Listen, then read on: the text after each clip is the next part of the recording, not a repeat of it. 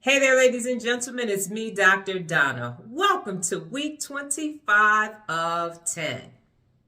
Last week, I read 1984. Here's what I have for you. Ladies and gentlemen, I have heard a lot about this book. I remember the Super Bowl commercial with Apple saying 1984 won't be like 1984. I get it. I understand. It's a classic. It's a must read. And so I read it. And I read it. And throughout the process, I thought, how can this apply to real leadership? Does it apply to real leadership? Will I recommend the book? Won't I recommend the book? And the answer is, I will recommend the book under the following qualifier. If you have completed RL 365, then read the book, because you will have a different perspective. You will have the perspective that I currently have. Now, I got all the way through the book. I read the appendix, I read the afterword and everything before I am going to say what I'm about to say. And my question, and I went on the oh my goodness, what is this? What is this? Think this, oh this. I even did the little video thing in the book and everything else. And I'm going to end with this. There are plenty of people who have reviewed this book, and plenty of people have a lot to say. And what I will say is the part that resonated the most with me, or the part that stuck out, was this is about power. And power is bigger, the party is bigger, and that the objective is to keep people divided so that the system in and of itself will just be divisive and basically implode and just keep the power, the power, the power, the power. And here's what I will say. Why? Why is the power necessary? In the book, you have two options. It's either war or it's peace. And I'm going to present a third option. Daily personal accountability. I would venture to say, in fact, I'm going to suggest, if the adult population took 1 year and just held themselves personally accountable for an entire year, and then we'd come back, let's see how everybody would think. Now, I'm saying this with having been in the room with billionaires. I've been in the room with A-list celebrities, or Oscars. I've been in the room with elected officials, people attempting to get elected, ambassadors to South Africa, Brazil, and Poland. I've been in the room with small business owners, big business owners. I've been in the room with people who shooting at Nina off the wall at all points in between. Corporate meetings, nonprofit meetings, black tie galas with, sitting at $50,000 tables and everything else. So I have been in a lot of different rooms. I've come across the paths of a lot of different people. And what I am saying is nobody is winning right now.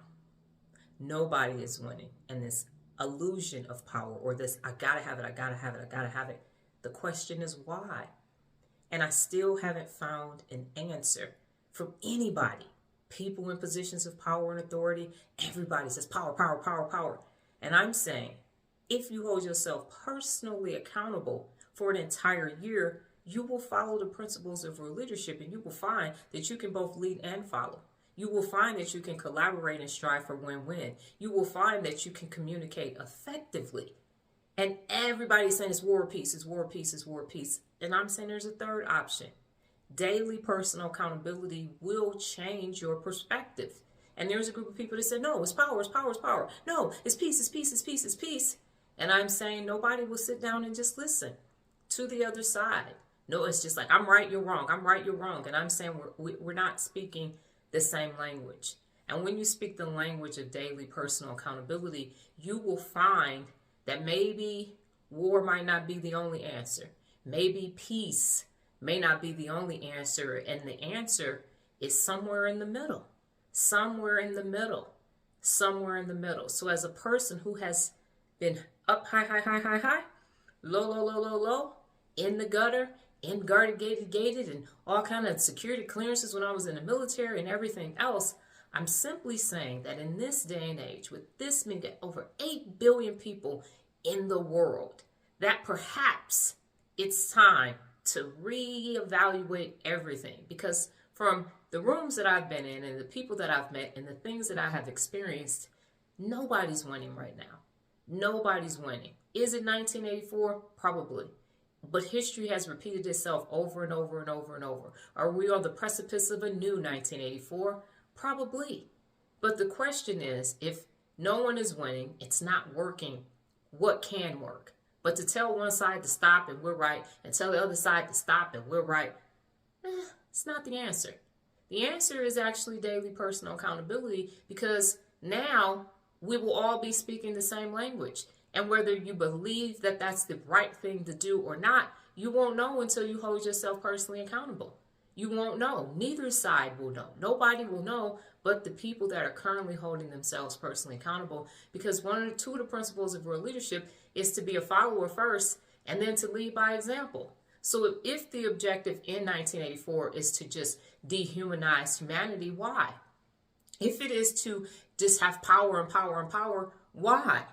And for me, none of those people have been able to answer the why of that. Well, just because, but why? And at Frito-Lay, one thing I learned in root cause analysis is when you ask why 5 times, you're going to actually get to the actual root cause of the issue. So what is the actual root cause of all of this? What is the why? What is it? What is it? And can we just sit down and hold ourselves personally accountable for a year and then start asking why? Because power and getting rid of humanity isn't a good enough answer. It's not the why, the root cause of all of it. So what is the root cause? My challenge is more people holding themselves personally accountable. So these vague, mundane answers just getting thrown out there and get rid of humanity and all these other things and the left and right and everything else. I'm saying why. And if you can't answer why from yourself, for yourself, then hold yourself personally accountable and get to a why. Everybody get to an actual why. And now we can get to an actual viable option that is collaborative and it strives for win-win for everybody. So the answer isn't war and the answer isn't peace. The answer is daily personal accountability for a whole year so something can change going forward. So yes, read the book if you've gone through Orwell 365, but the bigger thing is to start holding yourself personally accountable to get to the why, the individual personal why. We got 8 billion people in the world and counting, and 6 billion people are adults. So if you don't know why you're doing something, does it actually matter if it's power, war, or peace? Does it matter? Is that actually the answer for you?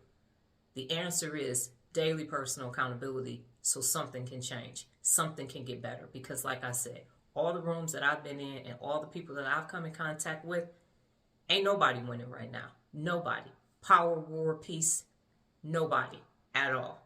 We got to do better. Last week's next cycle, I added more 30-day challenges to the website. Things are going great. People are signing up. And I'm happy that I started doing the TikTok lives because that's where the 30-day challenges came from. I have all this content on YouTube and now people are using it and they are growing and becoming personally accountable and actually learning. And that's the whole objective of becoming personally accountable and being a real leader. So it is a great next cycle. This week's book, A Reporter's Life. Well, that's my time, ladies and gentlemen. But before I get out of here, just remember the tenacity of 10. Let the next cycle begin. Adios.